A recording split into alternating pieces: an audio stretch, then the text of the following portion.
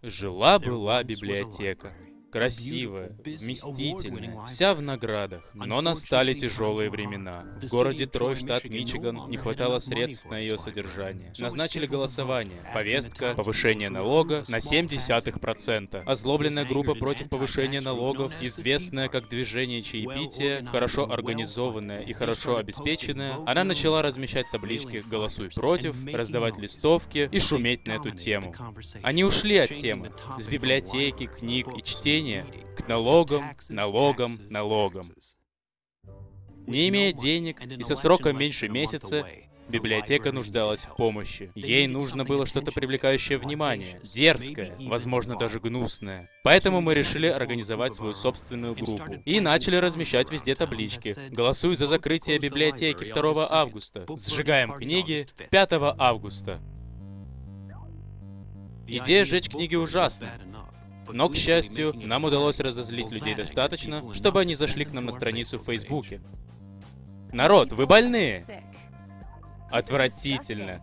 Скажи «нет» отморозкам, голосуй «за». Но на этом мы не остановились. Создали видео. Представь 200 тысяч таких костров. Круто, да? Постили в Твиттер. Может, у библиотеки Троя нет денег, но зато есть чем топить. Создали товары на продажу. Сумка для книг? Какая ирония. Разместили рекламу в газетах. Чекинились.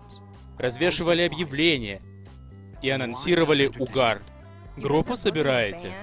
Люди разгневались не на шутку. Зачем вам жечь книги? Идиоты! Ужасно! Дешевые недоумки! Куда же катится этот мир? Нам нужно сжечь ваши знаки. Подонки! Они сами начали размещать ссылки, делились с друзьями, обсуждали достоинства библиотек и ужасность сжигания книг. Болтовня из Фейсбука перешла на уровень обсуждения в муниципальном совете, из газет на ТВ. Это переросло из местных новостей в национальные и даже зарубежные. Как только ситуация достаточно накалилась, мы раскрыли наши истинные намерения. Голосовать против библиотеки — все равно, что жечь книги. И люди начали постить, твитить и рассказывать снова и снова.